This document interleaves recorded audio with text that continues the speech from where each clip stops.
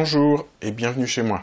Alors comme je l'avais dit lors du premier vlog, j'ai décidé de rapatrier sur cette chaîne des vidéos sur la photographie que j'avais réalisées il y a environ 2 ans, lorsque j'avais tenté une première chaîne YouTube sur la photo donc. Alors je pensais au départ rapatrier toutes les vidéos que j'avais faites, et quand je dis toutes, il n'y en avait pas tant que ça, il y en avait 3. Mais après les avoir regardées avec le recul et surtout les années qui ont passé, je me demande si au bout du compte, je ne vais pas en garder qu'une seule. Donc c'est la vidéo que vous allez voir, qui traite de chroniques de livres sur la photo.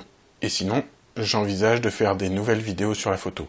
À un rythme, comme je l'avais déjà dit lors du vlog, pas très intense, mais des vidéos qui, je l'espère, changeront un peu de ce qu'on peut trouver sur YouTube. Par exemple, je pense à des rencontres avec des photographes, des choses comme ça. Pas de vidéos techniques, je n'ai pas le niveau, et je n'ai pas l'envie non plus.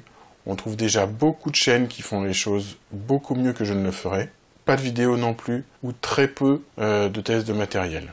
En revanche, j'envisage de faire des vidéos de chroniques de livres sur d'autres sujets que la photographie, comme par exemple la menuiserie. Comme vous ne le savez peut-être pas, une de mes autres activités est celle d'éditeur. Donc le livre est un sujet que je maîtrise et dont j'aime beaucoup parler.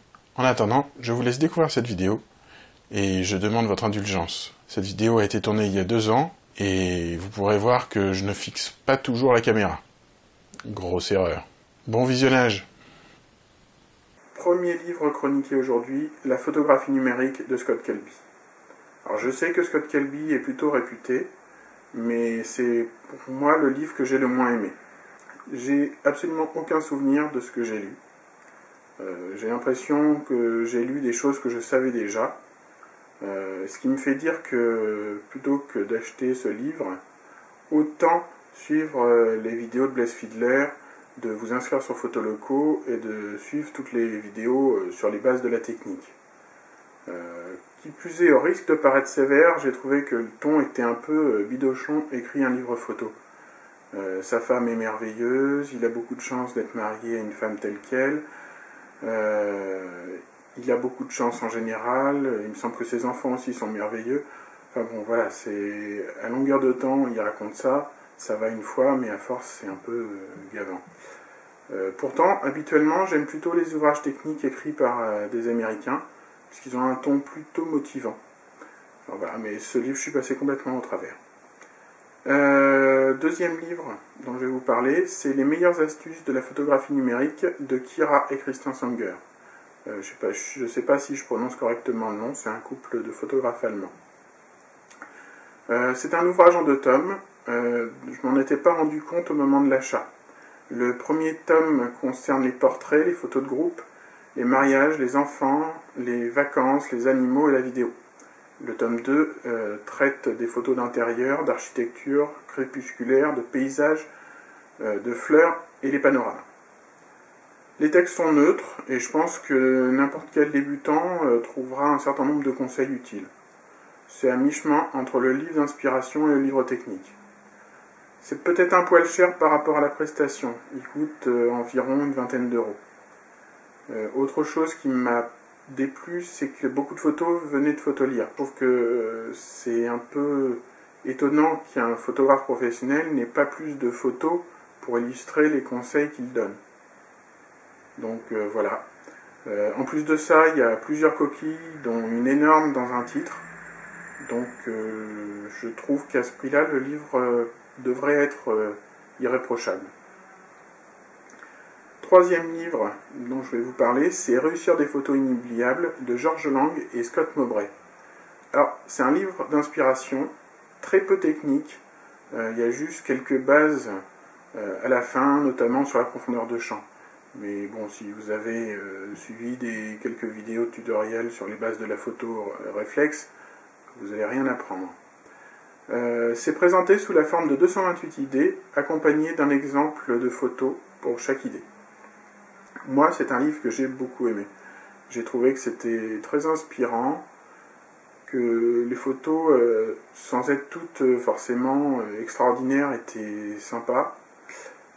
C'est un livre que du coup j'ai offert à quelqu'un de mon entourage, qui l'a aussi beaucoup apprécié, surtout que c'est quelqu'un que la technique photo rebute un peu. Donc vraiment, visiblement, j'ai visé juste.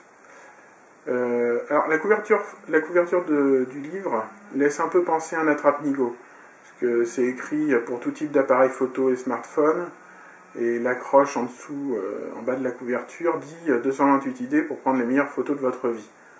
Mais le contenu, lui, est très inspirant. Qui plus est, pour terminer, à un prix tout à fait raisonnable. 16,90 €, c'est 16,90 € bien dépensé à mon goût. Le prochain livre dont je vais vous parler, c'est Obtenez le meilleur du Canon EOS 100D. C'est de Philippe Chaudret et Vincent Burgeon. Il s'agit en réalité d'un manuel amélioré et plus agréable à feuilleter, d'autant que chez Canon, les manuels aujourd'hui sont fournis sur DVD. Je trouve qu'il est un peu trop cher, en tout cas par rapport à ce que j'y ai appris. Il vaut presque 30 €, ça fait très cher. Je pense qu'il... Enfin, voilà, il est un peu trop cher pour moi. Qui plus est, il est parfois incomplet. Par exemple, concernant le mode silencieux de l'EOS 100D. Il n'est pas référencé dans l'index, et c'est un tout petit encadré au détour d'une page. Qui plus est, l'encadré est incomplet. Notamment, il ne spécifie pas que lorsqu'on utilise le mode silencieux, on perd la possibilité d'utiliser le mode AI cerveau. La mise en page est quand même plus agréable que ce que laisse penser la couverture, que je trouve assez affreuse. Donc voilà, à vous de voir, selon votre porte-monnaie, votre envie de lire le manuel de Canon, si ça vaut le coup d'investir 30 € dans ce livre. Et pour terminer, last but not least, comme on dit, L'œil du photographe et l'art de la composition de Michael Freeman. Alors, à mon goût, c'est un must-have, lorsqu'on veut aller plus loin dans la composition que la règle des tiers. Alors, l'inconvénient, c'est qu'il est sans doute peut-être un peu difficile d'accès. C'est un livre qui, à mon avis, il faut le lire plusieurs fois pour en retirer un maximum. Il faut le lire plusieurs fois à plusieurs moments de votre apprentissage photo. Alors, il est question de contraste, de couleurs, de lignes directrices, de sens de lecture de la photo. Je ne vais pas vous donner tout le sommaire du livre, mais c'est assez complet. Toutes les photos ne présentent pas ce qu'on appelle un effet waouh, mais ce n'est pas le but de l'ouvrage. L'objectif, c'est surtout d'apprendre à composer de belles images, des photos efficaces. Ce qui ne gâche rien, c'est que le prix pour la qualité de l'ouvrage est plutôt maîtrisé. 20 €, c'est 20 € également bien dépensés.